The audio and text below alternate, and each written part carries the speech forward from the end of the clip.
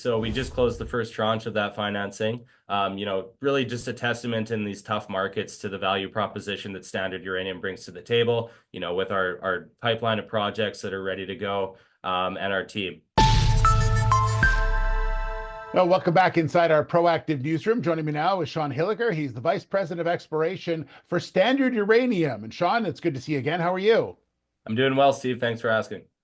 Yeah, so the company out with some news about your winter program that's beginning imminently, almost right away. You're going to be tackling three different projects. So tell me a little bit about these three projects and more so importantly, the work that's going to be done there. That's right, Steve. So we're completing three new geophysical surveys on three different projects that we're continuing to drive forward. So the first is going to be our Atlantic project, which is over on the east side of the basin.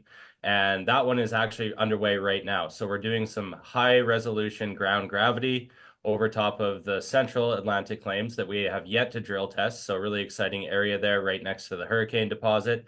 And then we're doing the same type of survey down on Rocus, which is actually just outside the current margin of the Athabasca Basin, down south of Key Lake. So really exciting project there with some good uranium grades right at surface that's never been drilled. So we're using these surveys to tee these up to go drill and make them, very attractive and ready to go for new JV partners. So Atlantic and Rocus are going there, and then we're going to be flying an electromagnetic survey over top of Corvo, which again is just right outside the Athabasca Basin, just to the northeast of the Gemini mineralized zone and the Akio discovery. Okay.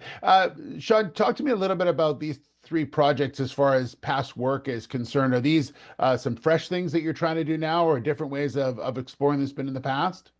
Yeah, so Corvo and Rocus, we haven't really done much exploration on them ourselves. We staked those projects, over the last couple of years and been building them, adding to our pipeline of projects in the Eastern Athabasca Basin. So those ones are actually available for JV. So what we do, Steve, is take these projects, we stake them, put them together, evaluate the geology, and then look at what historical work has been done. So like I said, Rocus has never been drilled before. It's been prospected. There's been some geophysics done, but we are just adding new layers to that to help us vector in for that first drill program, hopefully with a new JV partner. So both of those projects, like I said, are just outside the basin. There's actually outcrop on those projects with some really good uranium grades right at surface. So Corvo has a few drill holes in it, but again, with the Manhattan showing that's on that project, pushing 6% uranium right at surface has never been drilled. So really exciting targets there. And these new surveys will just add to our vectoring capabilities to get in there and hopefully make a discovery on our first programs. Atlantic, tell me about that one. Yeah, sounds good. That one's actually under option to ATCO Mining right now. We drilled that one for the first time just this past winter. Had some really good results there. Highly altered rocks, anomalous uranium, really good looking rocks that we want to see, similar to, like I said, the Hurricane deposit, which is nearby. So that's what we're looking for there. And we're doing these new surveys on the central claim blocks that we haven't touched yet. So we drilled on the western claim block, and we're excited about what we saw there. So we're going to continue to follow along that trend onto these central claims. Now, obviously, the company needs capital to do that, and you've announced the financing as well.